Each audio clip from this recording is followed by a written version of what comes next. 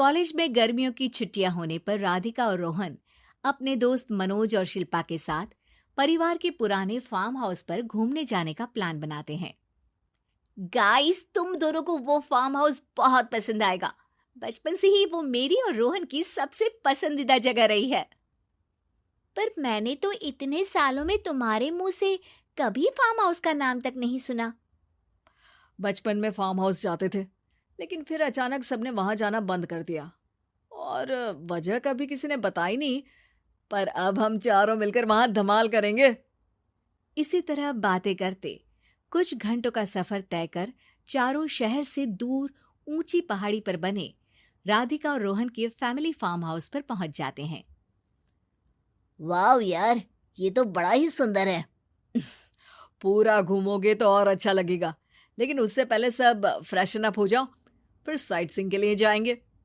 राधिका और रोहन अपने अपने कमरे में चले जाते हैं, लेकिन मनोज और शिल्पा घर में घूमने लगते हैं, जहां शिल्पा की टक्कर हॉल के बीचों बीच रखी एक पुरानी लकड़ी की कुर्सी से होती है। आह, लग गई रे माता, इस कुर्सी को बीच में किसने रखा हुआ है? अरे तेरे स्वागत के लिए भूत ने रखा होगा। ओए, तुझे बहुत हंसी आ रही है। जब खुद टकराएगा तो पता चलेगा। हाँ ठीक है, पर अभी तो तू इसे साइड में रख दे। शिल्पा कुर्सी को एक कोने में रख देती है और वो दोनों भी अपने कमरे में चले जाते हैं, जिसकी थोड़ी देर बाद चारों बाहर घूमने निकल जाते हैं।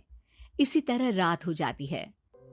फार्म हाउस में वापस आकर वे लोग सीधा सोने चले जाते हैं। आधी रात को मनोज की नींद खुलती है। बड़ी तेज प्यास लगी है, पानी साथ लेकर सोना चाहिए था। हाँ, अब रसोई तक जाना पड़ेगा। मनोज आंखें मलते हुए कमरे से हॉल में आता है और अचानक रास्ते में रखी कुर्सी से टकराकर जमीन पर गिर जाता है। अरे मर गया रे दादा। शिल्पा सही बोल रही थी, बड़ी तेज लगती है ये कुर्सी तो, पर इसे दोबारा बीच में किसने रखा? मनोज एक बार फिर उस लकड़ी की कुर्सी को कोने में रख पानी पीकर कमरे में चला जाता है। अगली सुबह जैसे ही चारों की नींद खुलती है तो उन्हें अपने बेड के पास साइड टेबल पर चाय का कप रखा मिलता है, जिसे देख वो खुशी खुशी चाय पीकर तैयार होकर कुछ देर बाद हॉल में मिलते हैं। थैंक यू यार राधिका, मुझे नहीं पता था कि तू इतनी अच्छी चाय बनाती है। वैसे मुझे उस बेड टी की बहुत जरूरत थी। ये और चाय, अरे इसे तो पानी तक उबालना नहीं आता। मतलब तूने हमारे लिए चाय बनाई क्या दोस्त? अरे चल पागल है क्या, इतना भी प्यार नहीं है मुझे कि तुम्हारे लिए बेड टी बनाऊं। चाय पर ये चर्चा करते हुए मनोज जैसे ही पीछे मुड़ता है तो एक बार फिर लकड़ी की पुरानी कुर्सी से टकराकर उस पर गिर जाता है। हाय रब्बा, अरे चाय छोड़ो, पहले ये बताओ कि इसे बार बार बीच में कौन रखता है? कल रात ही मैंने इसे साइड किया था। तुम पहले ये बताओ कि चाय किसने बनाई थी? सबकी बातों को कुछ देर ध्यान से सुनने के बाद राधिका हैरानी से कुर्सी की तरफ देखने लगती है। भूत दीदी। राधिका की बात सुन आपस में झगड़ रहे सारे दोस्त शांत हो जाते हैं। ये क्या बोला अभी तूने? अरे पर अब वो यहाँ कैसे हो सकती है? क्यों नहीं हो सकती? हमने यहाँ आना छोड़ा था, पर उन्होंने तो घर नहीं छोड़ा ना। और याद करो, ऐसे बेड के पास कप रखना और कुर्सी को कमरे के बीच में रखना, ये सब वही तो करती थी। ये तुम दोनों किसकी बात कर रहे हो? अरे जो भी हो, कुछ अच्छा तो बिल्कुल नहीं लगता। अब देखो, डरने की कोई जरूरत नहीं है। वो सालों से इस घर में रहने वाली भूत दीदी है। वो बचपन से ही हमारे यहाँ आने पर एक बड़ी बहन की तरह हम दोनों का ख्याल रखती है।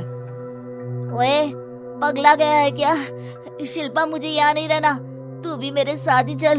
ये दोनों तो पागल हो गए हैं। जहाँ मनोज डर से वापस जाने की बात कर रहा होता है, वहीं शिल्पा अपने फोन में बिजी होती है। क्या तुम्हें यहाँ की सिचुएशन समझ में नहीं आ रही जो फोन में लगी हो? जिसे जो करना है करो, मैं तो जा रहा हूँ।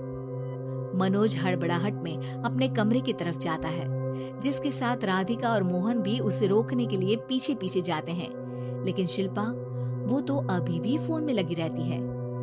कुछ देर बाद जब वो तीनों दोबारा हॉल में वापस आते हैं तो शिल्पा को सबके पैक्ड बैग्स के साथ देखकर हैरान रह जाते हैं।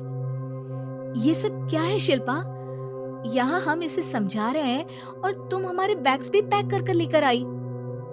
अरे आखिर में फोन से बाहर निकलकर कुछ किया तो सही इसने। दोस्तों देखो, कल से हम यहाँ हैं। भूत दीदी ने कुछ किया नहीं ना? फिर डर क्यों रहे हो? 4 दिन और रुकोगे तो पता चलेगा कि क्या होगा। मतलब? इस पर शिल्पा उन तीनों को फार्म हाउस से बाहर लाकर फोन में पुरानी न्यूज का आर्टिकल दिखाती है। सालों पहले यहाँ रह रही औरत ने अपने दोनों बच्चों को सुबह सुबह दूध में जहर पिलाकर मार दिया और फिर हॉल में उस कुर्सी पर खड़े होकर खुद भी फांसी लगा ली थी। तुम्हारी बातों से मुझे इस केस की याद आ गई। गूगल किया तो पता चला कि ये वही फार्म हाउस है। अभी भी यहाँ रहना चाहते हो, जिससे कुछ दिनों में वो सबको थोड़ा थोड़ा जहर देकर मार दे?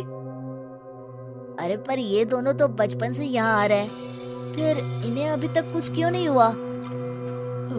वो तो पापा बताते हैं कि हम आते थे। हाँ, और मुझे भी एक बार का ही याद है। वाह, और कहानियां तो ऐसे सुना रहे थे जैसे सदियों से यहीं रहते हो। तीनों ये बात कर ही रहे होते हैं कि अचानक फार्म हाउस में से एक आवाज सुनाई देती है। मैं यहाँ किसी को जिंदा नहीं रहने दूंगी, किसी को नहीं।